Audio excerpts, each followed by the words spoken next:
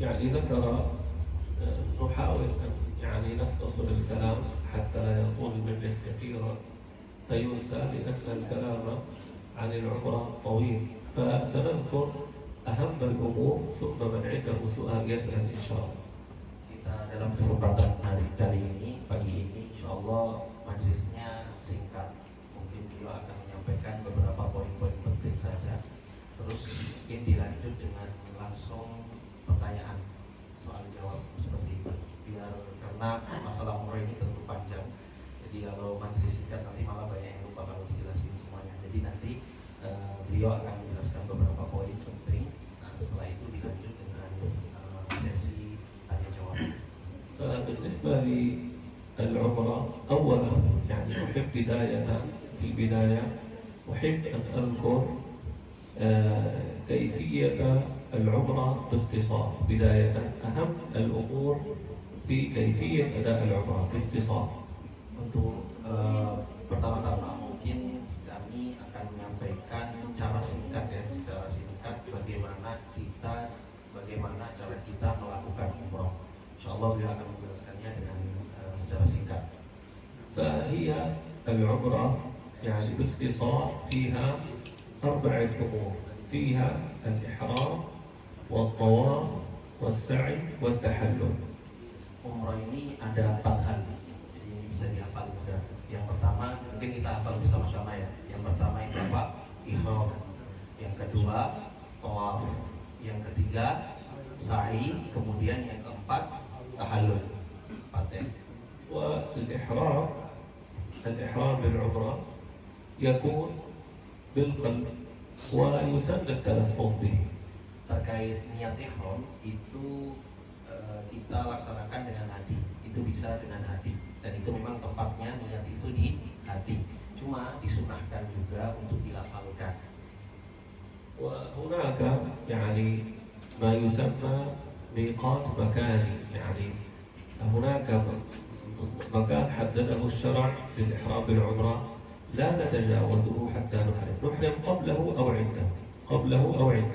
Jadi di dalam syariat itu ada istilah mikot. Mikot itu ada mikot makan. Mikot yaitu tempat di mana kita tidak boleh melewati batas tempat tersebut kecuali sudah dalam keadaan ihram. Kita boleh ihram sebelum mikot, sebelum tempat tersebut, atau ketika kita sampai pada tempat tersebut. Itu di syariat, di dalam Islam ada beberapa tempat yang sudah ditentukan oleh Allah Subhanahu wa taala. وهل هم سيذهبون إلى مكة مباشرة إلى جدة أم إلى المدينة؟ Nah, untuk kali ini bapak-bapak, Bu Rini sama krunya sama para jamaah nanti lewat mau ke Madinah dulu atau ke Mekah? Madinah dulu. Ini lebih enak sih. هذا أفضل. Ini enak. Kalau kita ke Madinah dulu lebih mudah, nggak terlalu, lebih enak lah, lebih nyaman gitu. Nggak harus ihram di pesawat. الآن في ذهابهم إلى المدينة لا يحرمون، يذهبون إلى المدينة بدون إحرام. Jadi nanti pas kita mulai berangkat nih hari Rabu ya ke Madinah, itu kita nggak niat ihram, jangan sampai niat ihram. Pas ke Madinah itu kita nggak niat apa-apa, niat ziarah Rasulullah SAW. فإذا ما وصلوا إلى المدينة المنورة ثم أرادوا الذهاب من المدينة إلى مكة سيسافرون من المدينة. أول الخروج من المدينة يوجد هناك ميقات اسمه ذو الحليفة. Kira-kira di Madinah berapa hari?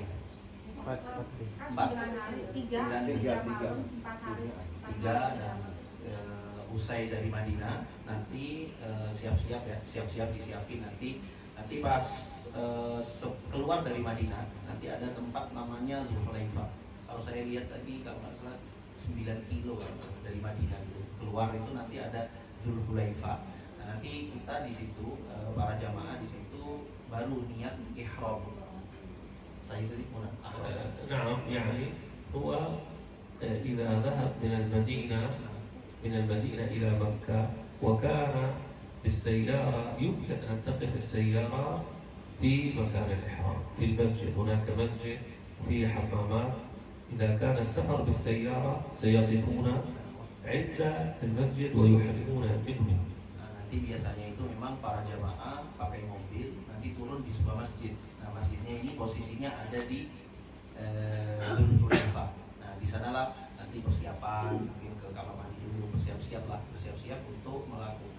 ihram untuk niat ihram umrah.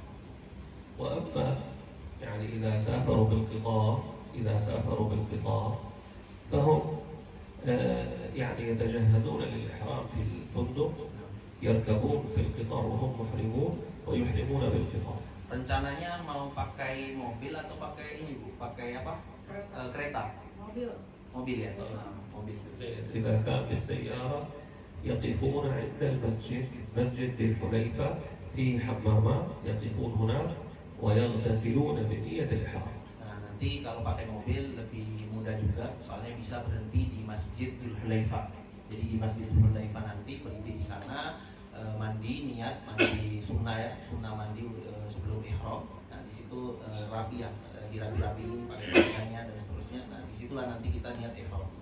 والمرأة يسن لها الاغتسال ولو كانت في حال الحيض، يسن لها أن تغتسل غسل الإحرام ولو كان في حال الحيض. Terkait perempuan, meskipun dalam posisi misalnya datang bulan, itu tetap juga disunahkan untuk mandi nanti saat di Masjid Dzul Hulaifah. وبعد أن يعني يغتسلوا بعد الاغتسال بنية الإحرام يصلون ركعتين، هذا قبل الإحرام، يصلون ركعتين سنة الإحرام. Jadi setelah mandi kemudian nanti sebelum ihram ini Pak, belum niat ihram ya, mandi dulu selesai, habis itu wudhu, sholat 2 rakaat. Ini sebelum ihram. Jadi ada sunnah sholat 2 rakaat sebelum ihram. لكن لا تصلى في أوقات الكراهة، سنة الإحرام لا تصلى في أوقات الكراهة. Cuma 2 sholat ini tidak dilakukan di waktu-waktu makruh, misalnya habis sholat subuh misalnya. Itu tidak dilakukan saat-saat itu. Jadi nanti kalau sampai di sana setelah sholat subuh ditunggu sampai waktu duha misalnya. Ditunggu sampai waktu duha atau enggak ba'dal asar, enggak setelah asar. Misalnya kan ada waktu-waktu taroha dimakruhkan untuk melakukan sholat. فإذا هو سنة الإحرام لا تصلى بعد صلاة الفجر حتى تطلع الشمس، وبعد طلوع الشمس يقضي عليها 16 دقيقة. هذا وقت بعد صلاة الفرض إلى أن تطلع الشمس ويمضي على طلوعها 16 دقيقة. الآن في هذا الوقت لا تصلى سنة الإحرام. Nah, nanti beliau mendetailkan lagi. Jadi sholat sunnah ihram ini tidak dilakukan saat setelah subuh. Sampai kapan? Setelah sholat subuh sampai keluar matahari, terbit matahari, nanti ditambah lagi 16 menit dari terbitnya matahari. Soalnya itu waktu duha. Jadi waktu duha itu kapan? Matahari terbit ditambah 16 menit. وبعد صلاة العصر أيضا لا يصلون بعد صلاة فرض العصر حتى يدخل وقت المغرب. Begitu pula setelah asar. Setelah sholat asar, jangan kita sholat sunnah ihram. Nanti kita tunggu dulu sampai waktu maghrib tiba. وأيضا قبل دخول وقت الظهر بدقيقة مثلا، دقيقتين هنا لا يصلي سنة الإحرام قبل دخول وقت الظهر بدقيقة تقريبا. Jadi dan yang ketiga itu sebelum waktu zuhur. Jadi sebelum waktu zuhur, cuma waktunya sedikit sih Pak, 2 menit atau 3 menit sebelum waktu zuhur, disitulah waktu karolah untuk sholat. نعم، إذا هم بما أنهم بالسيارة يرتبون السفر مثلا قبل الظهر أو بعد الظهر. Jadi nanti kalau memang di sana sudah ada, mungkin sudah ada pemandunya Bu ya. Di sana sudah ada pemandunya, apalagi pakai mobil, jadi ya diatur-atur kan lebih mudah insya Allah. Jadi sholatnya sebelum zuhur, maksudnya setelah zuhur atau tadi setelah subuh misalnya, waktu duha, intinya nggak setelah asar kayak gitu ya, nggak setelah asar atau nggak setelah subuh, di waktu duha tadi. ثم عندما يعني يركبون بالسيارة الآن في الميقات فعلوا الحمام وسنة الإحرام ويركبون بالسيارة. عندما يركبون بالسيارة ويريد السائق أن ينطلق هنا يحرمون. نعم، يعني عندما يركبون في السيارة قبل أن تتحرك السيارة، عندما يريد السائق أن يمشي أن يسوق انتظر سنحرم. Terus tepatnya kapan kita niat ihram pas itu kapan? Jadi ketika kita sudah selesai mandi, kemudian sholat 2 rakaat tadi, kita kan belum niat ihram itu Pak ya. Nah, ketika kita sudah masuk ke mobil, supirnya sudah mau berangkat. Nah, pas sudah mau berangkat itulah kita niat ihram. Pas sudah siap dan mau berangkat lah, kayak gitu ya. وطبعا يعني نية الإحرام بالقلب، يعني لابد أن يستحضر بقلبه ما معنى نية الإحرام. يعني هو ينوي بقلبه أني الآن أنا أريد أن أدخل في عبادة العمرة تقربا إلى الله سبحانه وتعالى. Nah, niat ihram itu bagaimana? Niat ihram kan tadi kita sebutkan, kita jelaskan bahwasanya bahwa ada di hati. Nah, di hati itu bagaimana? Yaitu kita niat masuk melakukan ibadah umroh karena Allah Subhanahu wa taala. Niat melakukan umroh karena Allah taala. Itu aja. Cuma bisa sunnahnya memang dilafalkan. Jadi nanti bisa dilafalkan. وينوي بلسانه لكن الآن لا ننوي الآن فقط يعني باب التعليم. واحد لا ينوي الآن، هذا باب التعليم ليس للنية. Beliau sekarang kan menjelaskan niat tadi. Beliau sendiri ya nggak niat umroh ini. Kalau soalnya kita niat umroh sekarang harus ya nanti harus harus bayar dam. Jadi sekarang beliau ini dalam posisi menjelaskan. Jadi beliau sendiri di sini pas tadi bilang saya niat melakukan umroh itu dalam dalam konteks menjelaskan, bukan kita sendiri di sini nggak boleh kan. Kalau kita niat umroh nanti kita harus bayar denda gitu Pak, kan gitu kan. Kita nggak bisa kan niat umroh, bisa boleh niat umroh di sini, tapi kan kalau nunggu hari Rabu berangkatnya harus pakai baju dulu sampai panjang gitu ceritanya kan gitu. فالآن يعني عندما يريد أن ينوي يقول اللهم إني نويت العمرة وأحرمت بها لله تعالى. وأحرمت بها لله تعالى. أحرمت بها لله تعالى. نعم. اللهم إني نويت. يا الله ترجع. Allahumma inni, ya Allah sesungguhnya aku وأحرمت saya berihram, niat ihram لله تعالى. karena Allah Subhanahu wa taala. نعم. فيسرها لي وتقبلها مني. Ya Allah mudahkanlah untukku dan terimalah umroh. Nanti seperti itu. Mungkin kita tulis ya nanti yang kita kirimkan ke ibu ini mungkin. ويعني هي ما شاء الله نقول ذهبت كثيرا، فهي تعلمهم هذا عندما يركبوا، تلقنهم هذه النية. Jadi nanti ada salah satu mungkin Bu Rini, karena Bu Rini mungkin juga sering umroh. Nanti ada salah satu ya yang bagian mentalkin. Jadi yang bimbing salah satu siapa gitu ya, mungkin sudah ada juga pemandunya di sana. Itu ada yang mentalkin biar kita mudah, biar nggak lupa. ويعني تسألهم جميعا قبل أن يمشي السائق، تتأكد من كل واحد هل أحرمت لعل واحد نسي حتى لا يتجاوز الميقات بدون إحرام. Nah ini tugasnya pemandu ya seharusnya. Jadi nanti kalau sudah waktu naik mobil itu pemandunya atau siapa ya pemimpinnya harus nanya satu-satu biar kita ikhtiar. Soalnya kalau kita nggak boleh keluar dari Dzul Hulaifah tanpa ihram. Jadi kita harus ihram sebelum kita melewati Dzul Hulaifah. Jadi nanti kita tanyain satu-satu. Mas Wahyu sudah ihram? Nah, kayak gitu satu-satu. Mas berangkat juga Mas ya? Oh enggak. Insyaallah ya, insyaallah. ونعم بعد أن يعني يلبي بعد ذلك بعد النية يلبي يقول لبيك اللهم لبيك. Setelah ihram di situ disunahkan untuk melafalkan talbiyah. Labbaik Allahumma labbaik, itu sunah talbiyah. ثم يعني في طريقه إلى مكة خلال هذا الطريق يشتغل بالتلبية وبذكر الله والصلاة على سيدنا رسول الله صلى الله عليه وسلم. Nah, saat di perjalanan menuju ke Mekah setelah ihram dari Dzulhulaifah, kita sibukkan diri kita dengan satu zikir, dua talbiyah, kemudian yang ketiga dengan memperbanyak sholawat kepada Nabi Muhammad SAW. ويشتغل بتلاوة القرآن.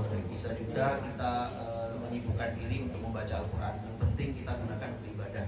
لأنه الآن في الطريق هو يعني بعد الإحرام يكون قد دخل في عبادة العمرة. الآن هو اسمه معتمر، يعني هو داخل في عبادة عظيمة لله عز وجل. Jadi saat usai niat umroh itu para jamaah itu sudah masuk pada inti dari ibadah umroh itu, maksudnya udah muktamir istilahnya, udah dikatakan orang yang umroh.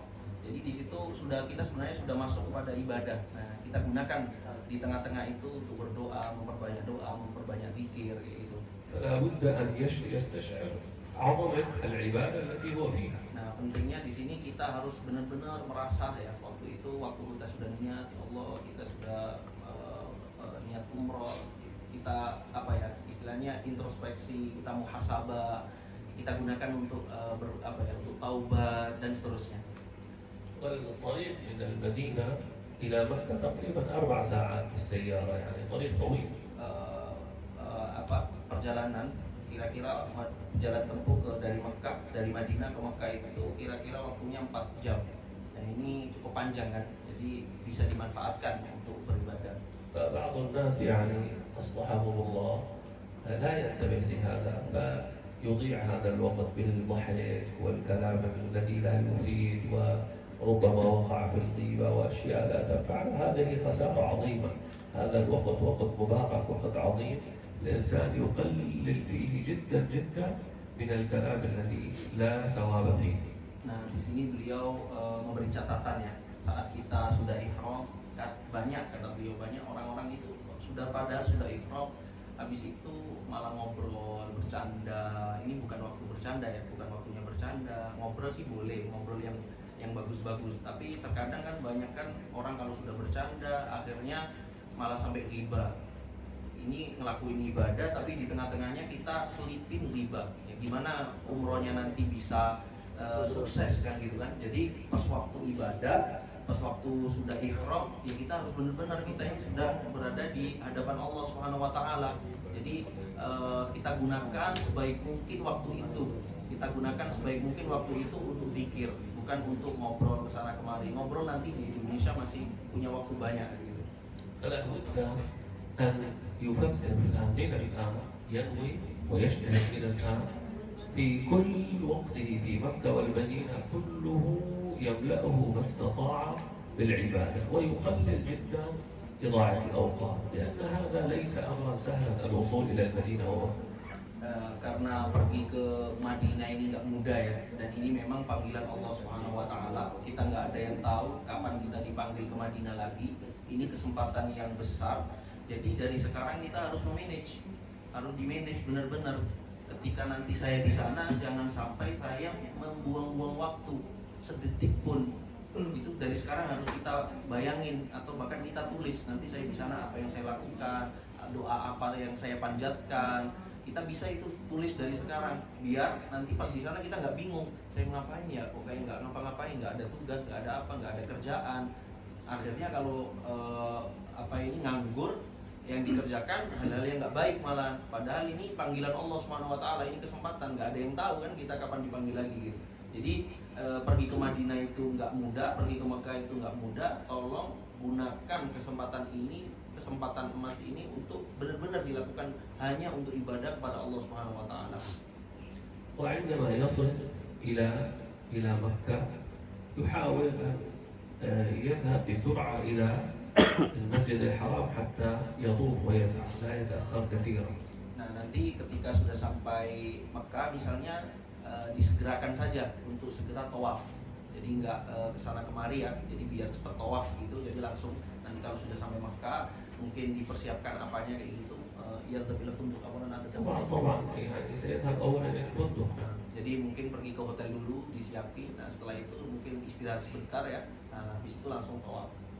وإذا يعني كان عنده متعب جدا من السفر لا مانع أن يستريح مدة بحيث يكون عنده نشاط في الطواف. Karena perjalanan 4 jam itu juga nggak pendek, mungkin nanti yang capek bisa istirahat dulu, istirahat di hotel dulu. Setelah itu pas lagi semangat, Bismillah, tawaf lagi. وإذا وصل مثلا إلى مكة وكان هناك وقت صلاة مثلا ربما يصل عند المغرب، بعد المغرب يبدأ أولا يجمع المغرب والعشاء. إذا لم تكن في الحرم مثلا صلاة جماعة ربما فاتته صلاة الجماعة يجمع المغرب والعشاء ثم يبدأ بالعمرة. Nah nanti ketika sudah sampai Mekah ternyata kok masuk waktu maghrib atau isya gitu kan ya. Tadi di perjalanan kita niatnya jamaah aja. biar enak gitu. Atau kalau memang bisa sholat berjamaah bareng-bareng di situ ya nggak apa-apa. Nanti kita niat jamak maghrib sama isya misalnya kita jamak, setelah itu baru kita tawaf. لكن من الذي يجمع هو الذي لا يكون في مكة، لا يبقى في مكة 4 أيام كاملة، لكن لو كان عند وصوله إلى مكة سيبقى 4 أيام كاملة صار مقيم عند وصول هذا لا يجمع. Nanti para jamaah di Mekah berapa hari tepatnya? Benar-benar di sana nggak dihitung, waktu perjalanannya nggak dihitung. Jadi nyampe Mekah itu sampai berapa malam di Mekah? 4 malam. Oh 5 harian ya? يعني هم سيصلون يوم الأربعاء. 4 layali 5 أيام 4 layali. تعال نحسب هم سيصلون يوم الأربعاء أو الخميس. Berangkat hari Rabu Bu ya.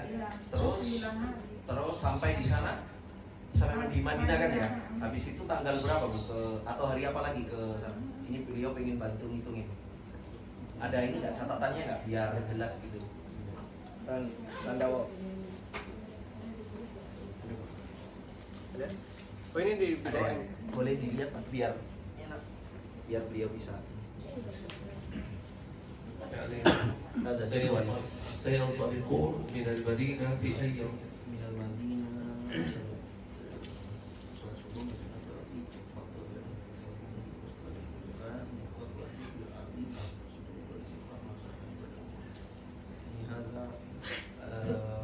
السبت نهارا السبت يوم نهارا السبت نهارا أحرموا. تمام، إذا يصلون السبت. يصلون السبت يصلون السبت. السبت لا يحسب. السبت لا يحسب. اثنين ثلاثة أربعة. متى سيرجعون؟ سيرجعون من جدة خميس الساعة 1. الخميس لحظة. إذا أحد اثنين ثلاثة أربعة. كم من 4 أيام هذه؟ إذا لا يجمعون. يعني إذا قبل في الطريق ما دام هو لا ما دام في الطريق صحيح لا ينبغي لا ما دام هو من المدينة إلى مكة في الطريق ما دخل مكة يجمع.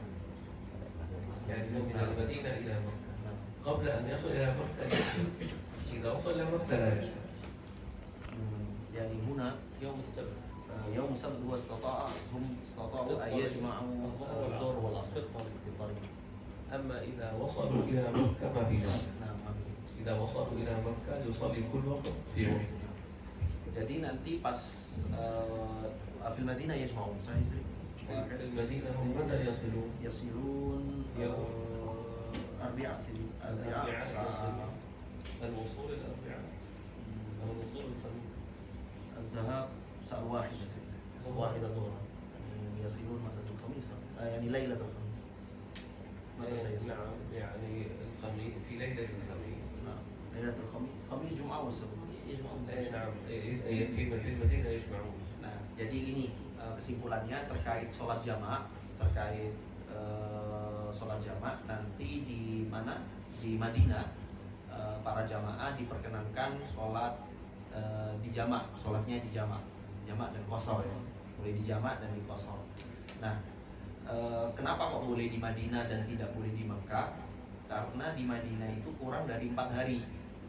Nah, kalau tadi dihitung di Mekah itu lebih ya, 4 hari 1 malam Bu ya jatuhnya ya. Jadi di Mekah itu nggak boleh jamak sholatnya karena itu termasuk orang yang mukim. Orang yang mukim itu nggak boleh melakukan jamak kayak gitu. لكن في المدينة الأفضل ألا يجمعوا إلا للضرورة حتى يربحوا صلاة الجماعة في المسجد مع الإمام. Nah, cuma beliau ngasih catatan meskipun di Madinah pun boleh kita melakukan jamak, kata beliau lebih baik kita nggak sholat jamak. Kenapa? Kita biar bisa sholat 5 waktu bersama imam di sana di Madinah. Jadi nggak dijam. Beliau lebih condong mending lebih baik nggak dijamak ya. Kalau meskipun boleh, mungkin nanti ada yang keadaan apa lagi capek apa gimana mungkin tergantung masing-masing ya. Cuma beliau mengharapkan kita untuk sholat bersama imam. فإذا الآن إذا وصلوا إلى مكة ينتبهوا لهذه المسألة. إذا وصلوا إلى مكة وقد دخل وقت المغرب وما دخل وقت العشاء، الآن يجب أن يسارعوا إلى صلاة المغرب قبل دخول العشاء، لأنه لا يمكن الجمع. أول الوصول إلى مكة مباشرة يبدأون بصلاة المغرب مباشرة حتى لا تفوتهم، لكن لو وصلوا إلى مكة بعد العشاء ما في إشكال، يصلون المغرب قضاء. وهذا يتوقع يعني نعم يتوقع لو وصل عند المغرب أو عند العشاء. Nah, ini kalau mungkin ada yang nyatet ya, ini penting soalnya masalah ini. Jadi nanti saya lihat tadi berangkat dari mana? Dari Dzulhulaifah pas ihram itu kan jam 1 Pak ya. Jam 1 kan ya? Jam 1 siang ya. Habis sholat zuhur biasanya. Habis sholat zuhur benar. Habis sholat zuhur itu nanti nyampe Makkah itu kemungkinan juga maghrib. Ada kemungkinan bisa nyampenya maghrib. Nah kalau nanti nyampenya itu maghrib, meskipun waktunya tinggal sedikit, bahkan ya bukan meskipun, bahkan kalau waktunya tinggal sedikit, kita harus cepat-cepat sholat maghrib. Soalnya kita nggak boleh jamak itu. Kita tadi kalau dihitung kan sudah 4 hari tuh, berarti kita nggak boleh jamak di situ kan. Nah, jadi nanti kalau nyampenya di sana setelah atau saat maghrib tiba, kita harus cepat-cepat sholat maghrib dulu. Kalau nyampenya isya, itu kan kita sudah boleh niat jamak tadi di jalan misalnya, atau nanti di jalan au fi thariq yusalli al-maghrib awalan saya. إذا لم يدخل مكة Nah, إذا لم يدخل ada مكة Makkah ini luas itu kan. كبيرة مكة، لكن في علامات، يعني في علامات. إذا لم يدخل مكة دخل وقت المغرب وما دخل مكة يصلي المغرب والعشاء جمعا، ما في إشكال، يجمع جمع تقديم لأنه ما دخل مكة بعد.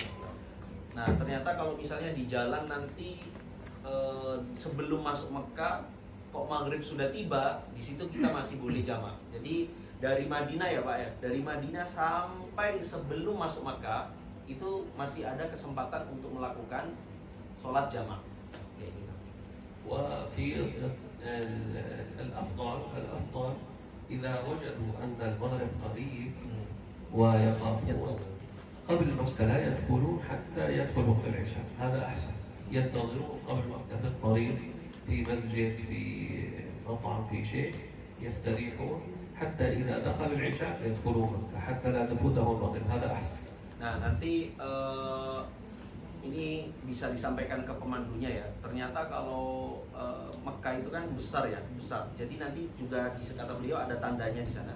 Kalau memang kok kita sudah mau masuk maghrib misalnya, yakni dakhulna ila maghrib sedikit, atau lam nadkhul maghrib. يعني هم ينظرون يقدرون هل سندخل مكة قبل العشاء عند أذان المغرب أو ما زال وقت طويل للمغرب.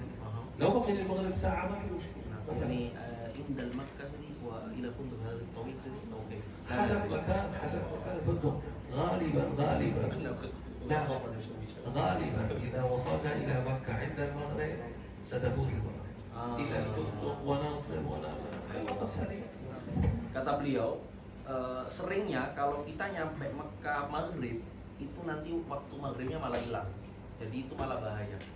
Maka kata beliau, saran beliau mending diakhirin nyampe Mekahnya itu setelah isya, mending setelah isya, jadi sholat maghrib dan isya dulu lah di jalan gitu bahasanya. Jadi kita tunggu nih, tapi anggap aja Mekah di sini Pak ya, Mekah di sini kita waktunya ternyata jam 5.30 misalnya, maghribnya jam 6, mending kita nunggu di jalan, nggak masuk Mekah dulu, nunggu di jalan sampai maghrib. Nah nanti pas waktu maghrib kita sholat jamak maghrib dan isya. Nah habis itu langsung selesai sholat kita bisa berangkat tuh, lebih nyaman itu kan, nanti lebih nyaman. Soalnya kalau kita masuk Mekah dalam keadaan waktu sudah maghrib, kita belum ke hotelnya, belum nata-nata barangnya, nanti khawatirnya maghribnya malah hilang, malah kelewatan kayak gitu. Jadi kalau memang nanti nyampenya jam 5.30, oh kita bilang ke pemandunya, Mas kita berhenti aja di sini dulu, soalnya ini sudah jam 5.30, saya nggak tahu maghribnya di sana jam berapa ya Pak, nanti disesuaikan. Kita tinggal setengah jam, mending kita mampir dulu ke masjid sampai maghrib, pas adzan maghrib